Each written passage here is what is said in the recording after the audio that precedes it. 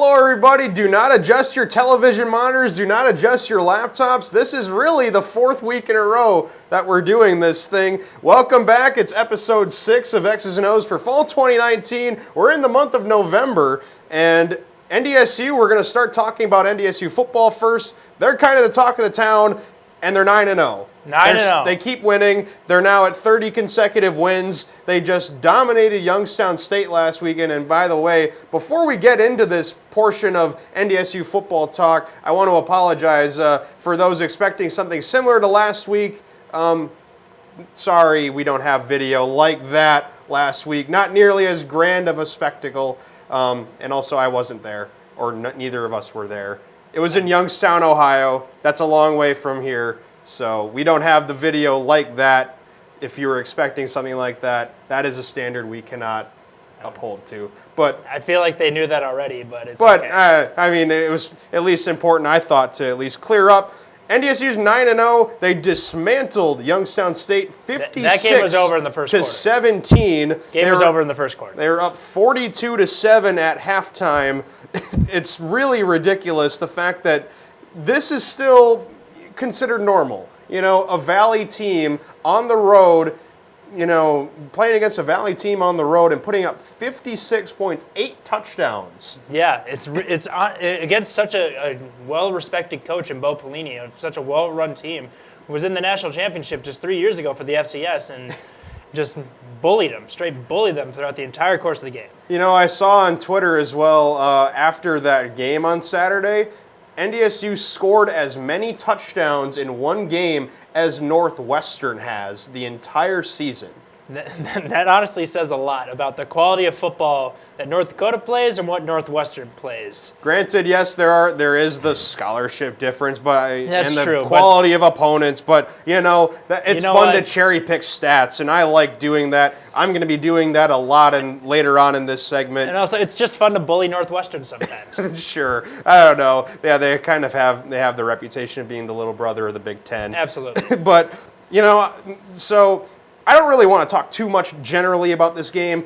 The results ho-hum at this point. Yeah. If you watch the game, you know how it was. It was just total domination from start to finish. The fact that Kobe Johnson still had room for a kick return touchdown in that game as well.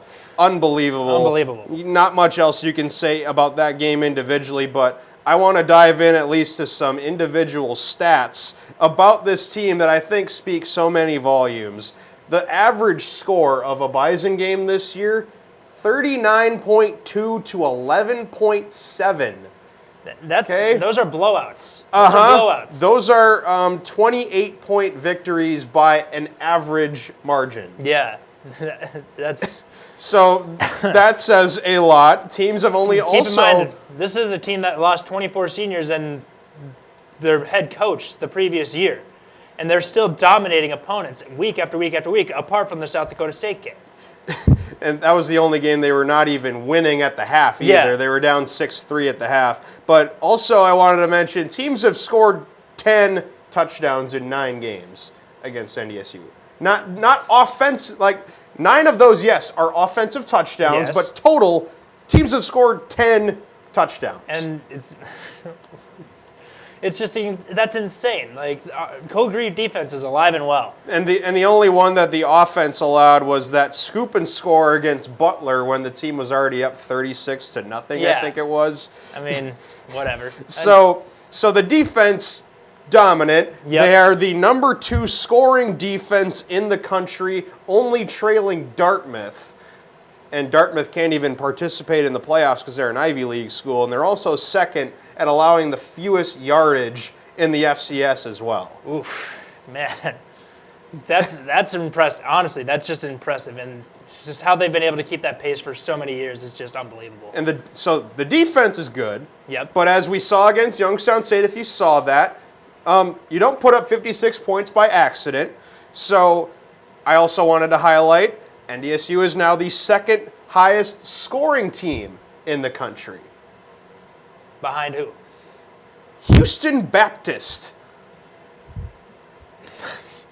Got nothing else to say on that. I don't know what conference they play. I think they play in the Southland or the Southern Conference. Didn't even know that was a university until right now. Houston Baptist is the only team that has a better scoring offense than NDSU. Kennesaw State and James Madison are 3 and 5 behind NDSU. Those are at least the notable teams that are behind NDSU.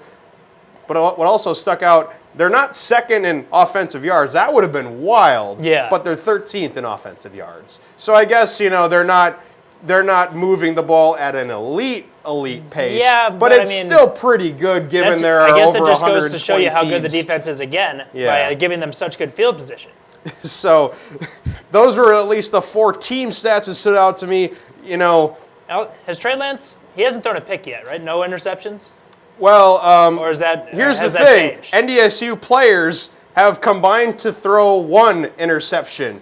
None of them by quarterbacks. That was the Dimitri Williams weird halfback pass against South Dakota State. Getting too cute. Was the lone. That was the first pick that of is the the season for only NDSU. interception to this point for NDSU. Let's let that sink in for a little bit. Trey Lance, also, I want to point out, 68.6% completion percentage through 9 games, 19 touchdowns, no picks. Again, played only 2 quarters last year, and he's a redshirt freshman, so he got him for 4 years. He got to keep his red shirt because he only played in 2 games last year, 19 touchdowns, no picks. And he's also the team's leading rusher by 2 yards. And a team with such good running backs in Ty Brooks, Kobe Johnson, Dimitri Williams. It's just Adam Cofield. The Bison have 4 rushers as well, including Lance, that have over 450 yards. That's at this point in the season. How do you beat that? That's a legitimate question. How do you beat that? How do you game plan for that? How do you watch the film and how do you stop this? You can try, but it's going to be really freaking difficult. Well, and, they're averaging 288 rushing yards a game as well, almost 300 yards a game. Yeah. They're not even doing too many, exotic things by today's college football standards. NDSU has prided themselves on just old ground and pound tough football. And really, what they're doing more of now, though, is those quarterback zone reads where the quarterback has the option to read the defender and whether he wants to hand it off to a running back. Yeah. They do run their bread and butter power, but not as much as they used to. And they've also run for... it is a new system, new coach, new coordinators. So, they're going to still keep the same bread and butter, the stuff that's worked, but they're going to implement a new style. Even with, with Courtney Messingham as offensive coordinator in the past under Chris Kleiman, they still have run very similar concepts to what they're running now. If it ain't broke, don't fix it. But right. There's going to be some new implemented things to make it run even better. 27 rushing touchdowns as well through 9 games, and they've allowed 4. Yeah. So that's a really tough team to beat. So that's still going on, and also I want to touch back on the defense. Or actually comparing passing games. NDSU has only thrown the ball 166 times this year. Only 166 times, but they're completing passes at a very high rate. They're completing them for 9.3 yards per attempt, and opponents have thrown the ball nearly 100 more times, and they're averaging about half that. Yeah. I know we're homers, yes, for this kind of stuff, but look at these stats. This is ridiculous. That's insane. What FBS team can do that? And the fact as well, let alone FCS teams. Well, right, and granted, I guess Houston Baptist apparently they can score a lot of points. But no disrespect, but I don't know the strength them of schedule is a little different. A little different. But anyway, back to individual stats. One of the biggest talking points coming into this year, the loss of Darius Shepard, how that was going to impact this receiving group. He was their go-to guy. Oh, yeah. They didn't have very many guys that were actually ready to play. At least some thought that they weren't really ready to play. Phoenix Sproles he didn't have his first touchdown until the playoffs. Phoenix Sproles and Christian Watson have the 2 most catches on the team at 22 and 15, but it's not really all about them, though, in this offense. When the Bison want to score touchdowns in the air, they go to their tight ends. Oh, yeah.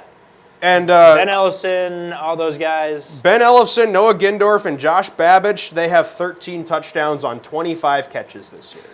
When they throw them the ball, numbers. It's usually going to be for a touchdown.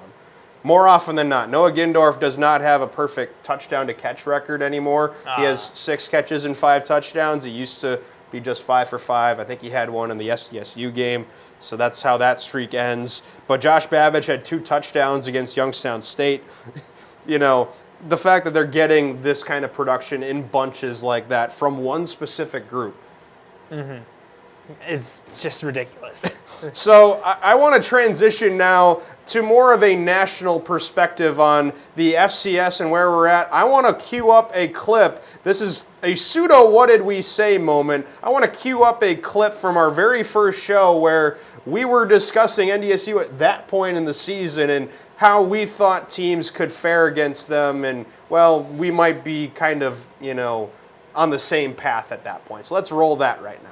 If you look at the whole scope of the FCS, there's really only a couple of teams that can truly, honestly compete with North Dakota State. That'd be South Dakota State and James It's Madison. looking like it. I really hope our FCS talk doesn't become stale over the weeks if we end up doing more segments on the Bison, especially if things continue to go well at least. Yeah. I just really hope that things don't go stale, but then again, maybe things going stale would be good for NDSU, again, in the same sense. Yeah, I guess. I mean, we'll just have to wait and see. So yeah, Still stand by that statement. Yeah, the fact that, you know, some teams, yes, have gotten closer than maybe the Bison would have liked to throughout the course of this season, but, you know, the fact that they just still keep winning and winning convincingly for the most part. I mean, you know, it's unbelievable still. We keep using this word unbelievable. We throw it around a lot, but, you know, what else can you say? You know. People need to understand how truly difficult it is to be this dominant for so long, win so many championships. That is ridiculously hard to do, and the Bison make it look easy. And be this good this year, going through such a massive transition, and, you know, your biggest, you know, rival still can't beat you, even though things are, you know, more often than not going their way at SDSU. So the top 4 right now currently looks like James Madison, Weber State, and South Dakota State after NDSU. Before we go to break, I wanted to quick talk about the more general, broader scope of the FCS. Kennesaw State was ranked 5th in the country last year, or last week. They suffered a massive loss at home against Monmouth. Unlike Monmouth, they lost by, I think, 3 scores. And I looked at their schedule. I told you this before the show. Kennesaw has played 2 NAIA teams this year. Not Division II, not Division III, but NAIA. So the fact that they lost there, they only had 1 loss to Kent State. Their playoff picture is not looking very good. And the fact that, you know, some of their fans, we see sometimes on social media, they like to hype their own team up. Well, what now? Yeah. You know, you just lost to Monmouth and you don't have a great strength of schedule. Weber State, I wanted to touch on real quick. They're starting to hit their stride. They just won against a top 10 team on the road. They've scored 36 points in 3 straight games. And real quick to wrap up this Valley talk, the Missouri Valley that NDSU continues to dominate. Hopefully, I would think more than 3 teams make the playoffs this year. I'd like to think so. Because UNI is better than last year and Illinois State is better than last year. I almost like Southern Illinois to potentially be a underdog shot at making the playoffs with the teams they have left on their schedule. Yeah, we'll have to see. I wonder how many teams are going to get in, but, NDSU has beaten everybody so far that they've played, but, losing to NDSU would be considered a quality loss, and teams, when teams get evaluated for the playoffs, they do look at those quality losses. Oh, yeah, absolutely. It will really be interesting to see what goes on as the weeks wind down in the regular season and we get more into playoff talk. That's going to be coming out Thanksgiving weekend. I believe it's the first weekend of the FCS playoffs. That does it for the first half of episode 6. We'll be right back to discuss football and a little bit of the World Series.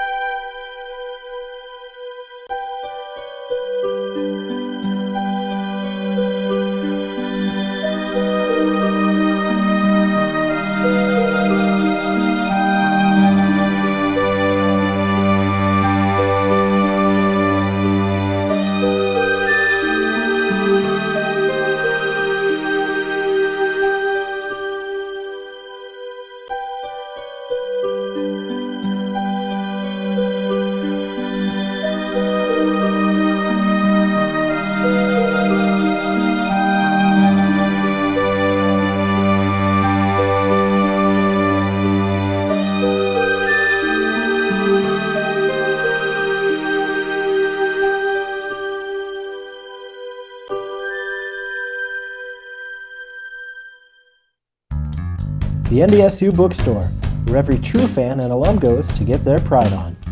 Gear up with a variety of high-quality t-shirts, sweatshirts, hats, and more.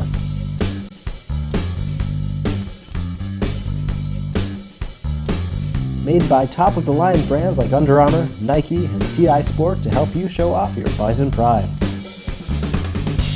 The NDSU Bookstore has everything you need in your two favorite colors, green and gold. I remember the moment I'll never forget that moment. that changed my life. At that moment, it hit me. This is why I joined the Guard. We're soldiers, always ready to protect our country. But we've also got communities. Family, friends, neighbors who count on us. I couldn't believe it.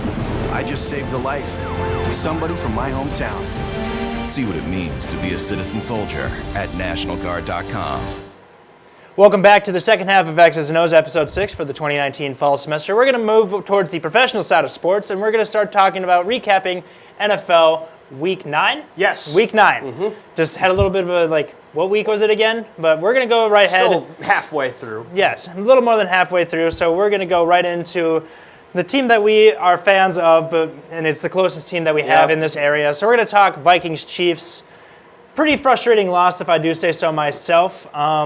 Kind of issues all on both sides on all aspects of the side for the Vikings. They had some moments where it was like, oh, that was nice, but it was really just kind of a frustrating game all in all. I don't know. I didn't think it was really mega frustrating. I'm not I'm disappointed, but I'm not discouraged by this.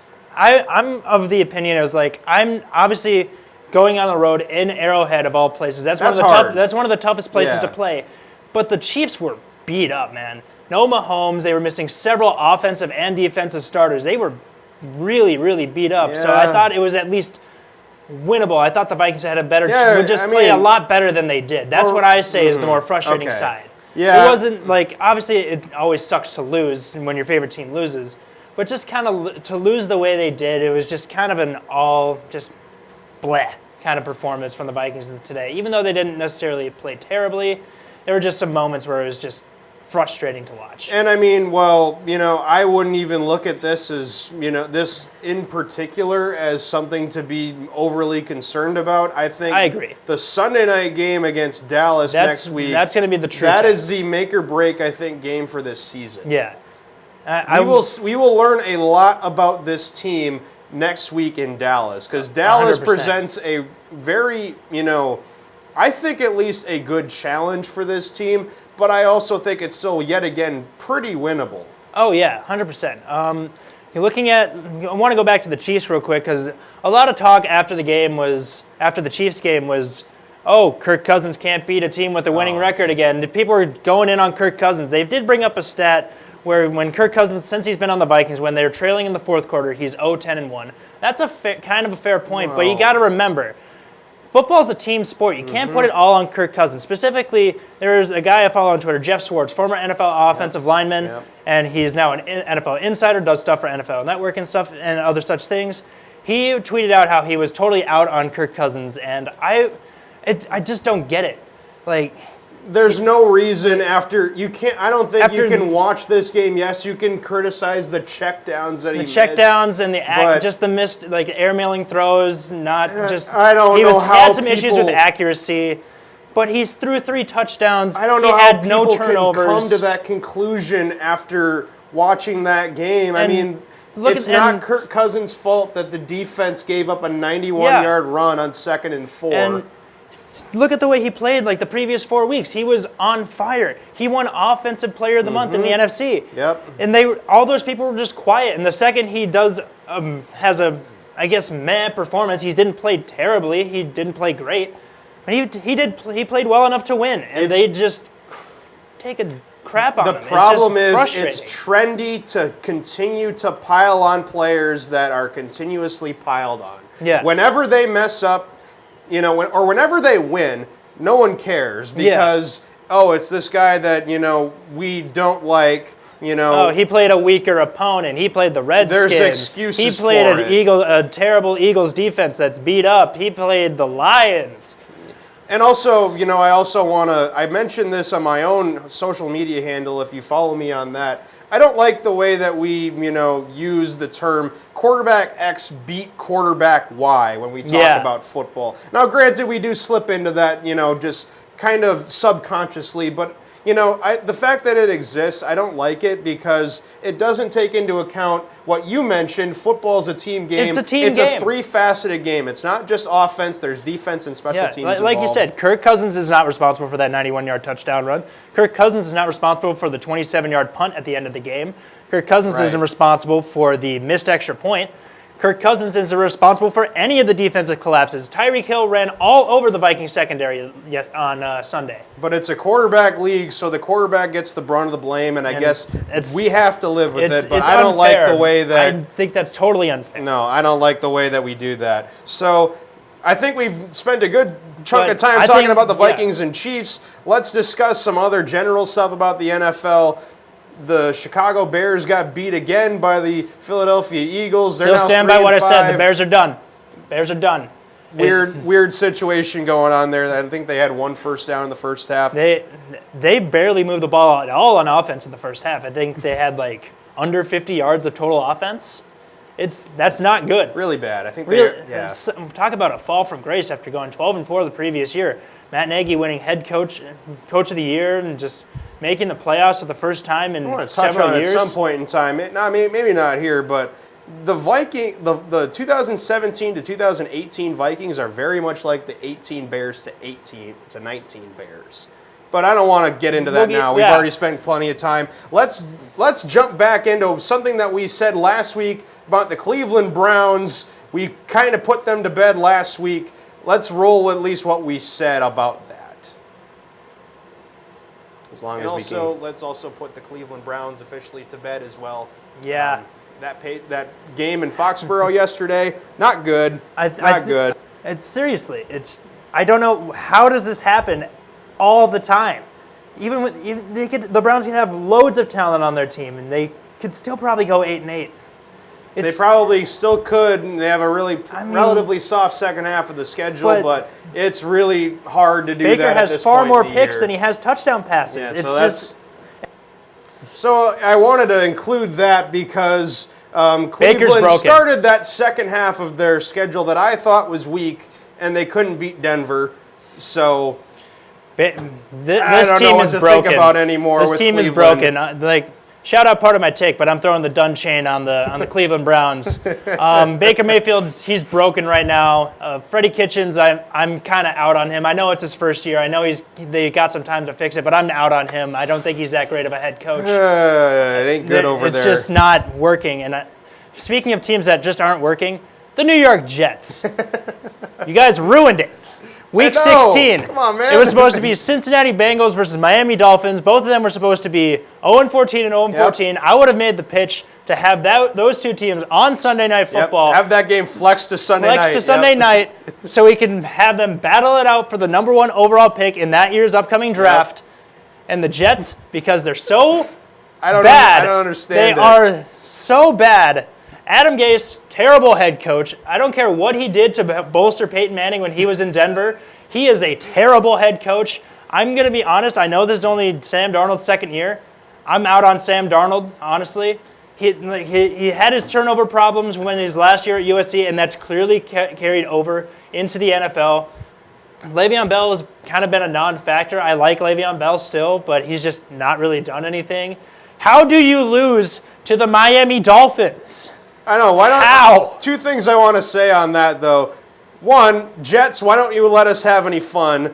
Two, I'm not out on Sam Darnold because I believe in the third year being the most important for a quarterback. If he fails to start his third year, then yes, you can start jumping off the Sam Darnold bandwagon. But he had a terrible interception in the red zone where I think he threw across his body and was just really, I know it's just second year. He's still got time to adjust, but I'm not really sold on him yet. And how much do you blame on play calling and coaching? It's a whole thing. This whole thing is subjective. But I'm going to go to a brighter side of things. I want to talk about the Baltimore Ravens. Yeah. Baltimore, you got yourself a good quarterback. Lamar Jackson, he is the real deal. Not a running back, not a wide receiver. Nope. He is a Heisman-winning quarterback out of Louisville. He will run all over your defense. He will throw the ball when he needs to. This is a man that you cannot game plan for. I mean, well, the Patriots, apparently they have a good defense. They couldn't game plan for, the pistol offense that Baltimore loves to run and that Lamar Jackson excelled at Louisville. I watched that Sunday night game, Ravens-Patriots, because that's going to be a good game. And Lamar Jackson just toyed with that vaunted revamped Patriots defense, the boogeymen. It was just a really impressive showing. I thought Lamar Jackson played great. I honestly think the way that some of these quarterbacks that were in his draft class that were taken in the top 10, and he was taken 30th, he might be better than the majority of those quarterbacks. Yeah. And that includes Baker Mayfield, Josh Allen, Josh Rosen, and Sam Darnold. Guess who's already in firm discussion for a potential MVP this year? In his second year. Lamar Jackson. Granted, he's up against some tough competition. Russell Wilson. Shout out Russell Wilson. He played fantastic. Destroyed me in fantasy, but I'll take it. You played really well. Over 300 yards passing, 5 touchdowns, and that comeback win over the Bucs. Really impressive. So, congratulations, Baltimore. You've got a quarterback you can transition much easier out of having Joe Flacco, the elite Joe Flacco, on your team. So, anything else we want to discuss on I know the Oakland Raiders beat the Detroit Lions. It's not just the Detroit Lions lost, the Bears lost, Packers lost, and the Vikings lost. Everybody in the NFC North lost. And we have been on record in saying that the NFC North is probably the best division in football. Didn't really look at this week. And so it's almost as if, with all those results, last week never happened for the division race. So that at least is refreshing for everybody that lost, knowing that everybody else As disappointed as I was lost. about the Vikings losing, having the Packers and the Bears and the Lions lose just kind of made it better. How about the LA Chargers, though? I mean, that defense, they got to Aaron Rodgers. They still got the talent, but it's just... I'm still not fully sold on their offense just yet. No, they've been dealt probably a bad hand. So let's transition then. Let's spend a very minuscule amount of time going back last week. We made our World Series picks. The World Series wrapped up on Wednesday. Let's go to that right now. The biggest weakness for the Nationals is their bullpen. And if they have to go to it early, the Astros were feasting on the bullpen in games 4 and 5. So it'll be really tough if the Nationals have to go to their bullpen early in games. To wrap this up quickly, I will say the Astros win tomorrow night to win this series in 6 in front of their home fans. Sorry, Washington Nationals, as much as I would like to see you win. As much as a lot of people would. So that didn't work. Yeah, Steven Strasburg. You're good. You're all right. Yep. 8 1/3. He's got something on this finger. Yeah. And he's got a nice new Corvette, World Series MVP. And he's probably going to play for a new team. Yeah, probably. He just opted out of 4 years, $100 million left on his contract. But congratulations, though, to the Washington Nationals. Proved us wrong. We both thought the Astros were going to win the series. They Had were the them team dead to for beat. rights. I think deservedly so. Yeah. But it was the bullpen that ultimately helped the Nationals probably about as much as anything else. Which they faced a ton of adversity in their series. Losing all 3 games at home. First time in World Series history that every road team won every game. That's also, I think, the first time it happened in any other major sport? 4 championship series. That's hard to do. That is extremely difficult to do. So that does not surprise me one bit. So, again, congratulations to the Washington Nationals for making us eat some crow. If we had a picture, I know you've mentioned in the past I was going to, but camera. I didn't have time to print off a picture of a crow that I was going to eat for comedic sake. But whatever. So yeah, again, congratulations to the Nationals. And that does conclude episode 6 of X's and O's for the fall 2019 semester. And God willing that we're around for another one of these next week. We'll see you later.